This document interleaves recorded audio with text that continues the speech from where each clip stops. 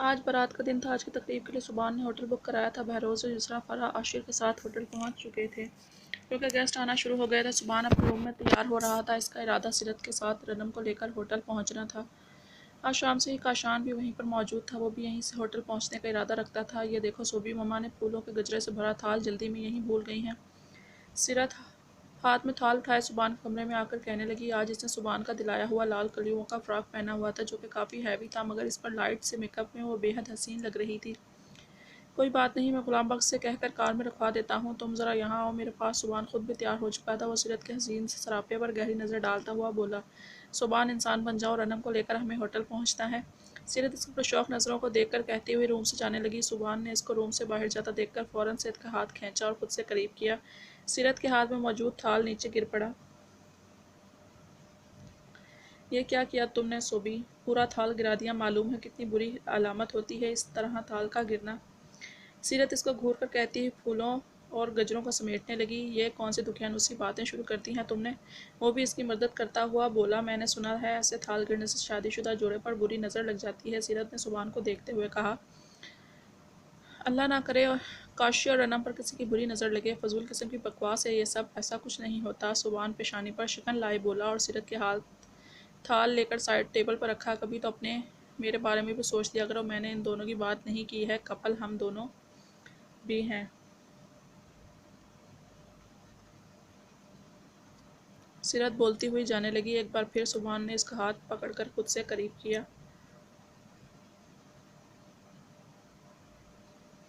ہم دونوں کے رشتے کو لے کر میں آئندہ ایسی بات نہیں کرنا، میں اپنے اور تمہارے رشتے پر کبھی کسی کی بری نظر نہیں لگنے دوں گا۔ سبحان اس کا ہاتھ پکڑ کر کہنے لگا، جس پر سیرت مسکرا دی، چلو جلدی سے، رنم کا میسج آیا ہے، وہ ویٹ کر رہی ہے ہمارا۔ سیرت بولتی ہوئی روم سے جواب باہر جانے لگی، تبھی سبحان نے اس کے گرد اپنے ہاتھ باندھے، پہلے مجھے جی بھر کر دیکھ لینے دو، تمہیں معلوم ہے نا بعد میں بزی ہو جاؤں گا، موقع نہیں ملے گا۔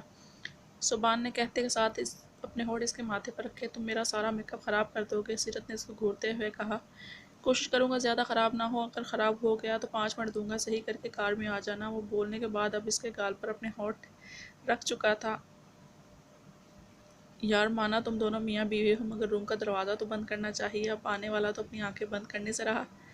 کاشان کی آواز پر سبحان ایک دم سیرت سے دور ہٹا، وہیں سیرت بھی شرمندہ ہو گئی، جبکہ وہ ان دونوں کو شرمندہ دیکھ کر مسکراتا ہوا روم میں داخل ہوا۔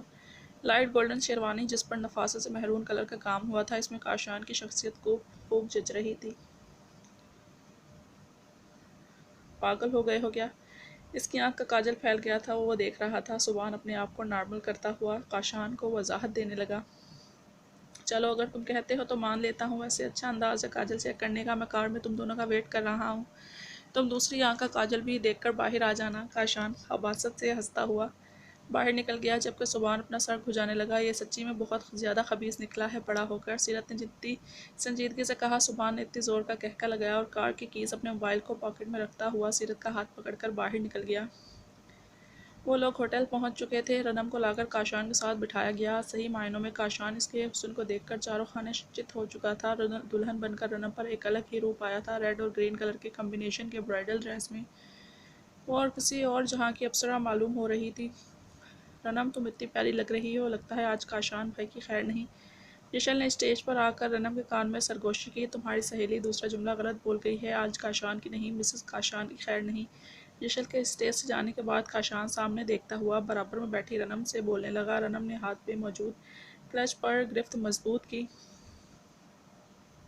تھوڑی دیر بعد کاشان اسٹیج سے اٹھ کر اپنے دوستوں کے پاس چلا گیا۔ رنم اسٹیج پر اکیلی بیٹھی ہی تھی، تبھی مایا اس کے پاس آئی۔ بہت بہت مبارک ہو تمہیں، آخرکار تم نے کاشان کو حاصل کرنے میں کامیاب ہو گئی، حسن چیز ہی ایسی ہے کہ ہر کوئی اس کا دیوانہ ہو جاتا ہے۔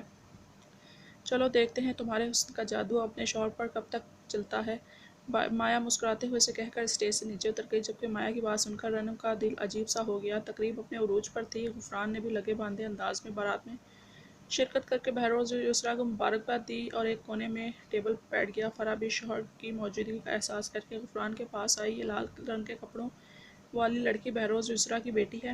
غفران نے دور کھڑی سیرت کو دیکھ کر فرح سے پوچھا، جس پر فرح نے سر ہلایا، اپنی شکل کے برعکس کافی نکچڑی لگ رہی ہے، ابھی یسریٰ نے اس کا تعارف کروایا تھا، مجھے تو لگ رہا ہے یسریٰ اور بہروز کبھی زیادہ گھاس نہیں ڈالتی۔ غفران نے فرح کے سامنے تبصرہ کیا، ایسی بات نہیں ہے، نیا ماحول ہے، ماحول ایڈجسٹ کرنے میں ٹائم لگتا ہے، معصوم سی ہے، بس زیادہ بات نہیں کرتی۔ فرح نے اپنی بھانجی کی سائڈ لیتے ہوئے کہا، جس نے اسے بھی کوئی خاص لفٹ نہیں کرائی تھی، خیر شادی کے ہنگامے ختم ہو تو ایک بار پھر تم عاشر کے لیے یسریٰ سے بات کرنا۔ غفران اصل بات پر آتا ہوا بولا، میں سمجھی نہیں غفران، آپ کی بات فرح ناسمجھی سے بولی۔ اس میں سمجھنے والی کون سی بات ہے، اپنے عاشر کے لیے سیرت کے رشتے کی بات کرنی ہے، اس میں عاشر ہی کا فائدہ ہے بھائی، جیسے کہ بہروز نے رنم کی شادی پہ خرچہ کیا ہے، اسے ہر چیز دی ہے، ویسے ہی اپنی بڑی بیٹی کو بھی دیکھا، میں نے سنا ہے دولہے کی سلامی میں کار بھی دی ہے، دیکھ لو بھائی، اس میں عاشر کو ہی فائدہ پہنچنے والا ہے۔ اب یسریٰ انکار بھی نہیں کرے گی، دوسری دفعہ بھلا بہن کو کون انکار کرتا ہے، تم عاشر کے رشتے کے لیے یسریٰ سے بات کر کے واپس گھر آنا، غفران نے اپنی بیوی کو سمجھاتے ہوئے کہا، جس پر فی الحال فرح چپ ہی رہی، اسے معلوم تھا عاشر رنم کو پسند کرتا تھا، سیرت کے لیے وہ تیار نہیں ہوگا، اور یہ بات وہ شوہر کو پھر سمجھا کر فی الحال اس کا موڈ خراب نہیں کرنا چاہتی تھی، اس لیے خاموشی ہی میں عافیت جانی۔ 20 منٹ پہلے ہی فرح اور سیرت اسے کاشان کے بیڈ روم میں بٹھا کر گئی تھی، جیسے جیسے وقت گزر رہا تھا اس کا دل بری طرح دھڑک رہا تھا، اور آخرکار وہ وقت آ گیا جب کاشان اپنے بیڈ روم کا دروازہ کھول کر روم کے اندر آیا اور دروازہ لاک کیا۔ اب رنم کی دھڑکنیں بے ترتیب ہونے لگ گئیں، کاشان بیڈ پر بیٹھی ہوئی رنم کو دیکھ کر چلتا ہوا اس کے پاس آ کر بیٹھا اور اس کا ٹھنڈا ہاتھ اپنے ہاتھوں میں تھام کر اسے گرمائش فراہم کرتا ہوا بولا، بے شک تمہارا حسن یہ ہنر جانتا ہے کہ کیسے اپنے آپ کو منوایا جائے، مگر مجھے تمہارے حسن کے ساتھ ساتھ تمہارے نیچر نے اپنی طرف اٹریکٹ کیا، کبھی بھی ایک حد سے زیادہ بے باک اور بولڈ لڑکی مجھے پسند نہیں، جو اپنی ذہانت کے جھنڈے گاڑنے کے لیے یا اپنا آپ منوانے کے لیے مردوں کے شانہ بشانہ چلنے کے چکر میں مردوں سے مقابلے پر اتر آتی ہیں۔ اسلام میں بھی عورت کے مقابلے مرد کا درجہ بلند رکھا ہے، لیکن آج کل کی لڑکیاں اس چیز کو بھول چکی ہیں، مگر جب میں نے تمہیں دیکھا تو مجھے لگا میں تمہارے ساتھ اپنی زندگی گزار سکتا ہوں۔ کاشان اس کا ہاتھ تھامے ہوئے اسے اپنی پسند کی وجہ بتا رہا تھا، اور اگر میری نیچر ایسی نہیں ہوتی تو یقیناً آج میری جگہ یہاں کوئی اور ہوتی۔ رنم نے جرأت کر کے دل میں اٹھتا سوال پچکچاتے ہوئے کاشان سے پوچھا، تو اس کی بات سن کر مسکرا دیا، ایسی بات نہیں ہے، تمہارا حسن یہ ہنر جانتا ہے، لیکن کاشان اپنے آپ کو بھی جانتا ہے کہ وہ اپنی بیوی کو اپنے رنگ میں رکھ سکتا ہے، اس کا سارا رنگ اتار کر اپنا رنگ چڑھا دینا کاشان کو بڑی آسانی سے آتا ہے، مگر آج رات میں تم پر صرف اپنی محبت کا رنگ چڑھانے کا ارادہ رکھتا ہوں۔ کاشان رنم کا ہاتھ تھامے کھڑا ہوا اور اپنا دوسرا ہاتھ اس کے دوسرے ہاتھ کی طرف بڑھایا، جسے تھوڑی جھجک کے بعد رنم نے تھاما تو کاشان نے اس کو سہارا دے کر کھڑا کیا۔ کاشان کے آخری جملے سے رنم کے ہاتھ آہستہ آہستہ کانپ رہے تھے، جس کو کاشان نے بڑی بخوبی محسوس کر سکتا تھا۔ وہ رنم کا ہاتھ تھامے اسے ڈریسر کے پاس لے آیا اور اس کا ہاتھ چھوڑ کر ڈریسر کی دراز سے ایک چھوٹی سی ڈبیا نکالی، جس میں ایک خوبصورت سی ڈائمنڈ کی لونگ موجود تھی۔ کاشان نے وہ ڈائمنڈ کی نوز پن رنم کو پہنائی اور رنم کا چہرہ اوپر کر کے اس کے ماتھے پر اپنی محبت کی مہر ثبت کی، جس پر رنم کی دھڑکنیں ایک بار پھر بے ترتیب ہونے لگیں۔ باری باری اس کا سارا زیور اتارنے کے بعد کاشان نے وارڈروب سے ڈریس نکال کر رنم کو تھمایا، جاؤ چینج کر کے آؤ۔ کاشان اس کے چہرے کو دیکھتا ہوا بولا، جو کہ یقیناً نائٹ ڈریس کو دیکھ کر سرخ ہو چکا تھا۔ رنم نے نچلا ہونٹ دبا کر کاشان کے ہاتھوں سے نائٹ ڈریس لیا تو کاشان اس کا دوسرا ہاتھ تھامے مہندی کا خوبصورت رنگ و نگارش دیکھنے لگا اور اس کی ہتھیلی کو چومتے ہوئے کہنے لگا کہ صبح تک پتہ لگ جائے گا تمہاری مہندی کا رنگ زیادہ ہے یا میری محبت کا۔ اتنا چھوٹا اور کھلا نائٹ ڈریس دیکھ کر وہ کہیں سے بھی اس قابل نہیں تھا کہ اس کو روم سے پہن کر باہر جایا جائے۔ رنم نے چوتھی بار دروازے کے ہینڈل پر ہاتھ رکھ کر واپس ہٹایا۔ رنم کو سمجھ میں نہیں آ رہا تھا تو نائٹ ڈریس کو کس طرح گھٹنوں سے کھینچ کر نیچے تک لایا جائے، کندھوں پر موجود باریک اسٹیپ کو کس طرح پھیلا کر بازو کو ڈھانکے۔ رنم نے بے چارگی سے سوتا اور دل کو مضبوط کر کے اپنی آنکھیں بند کرتی ہوئی دروازہ کا ہینڈل گھمایا۔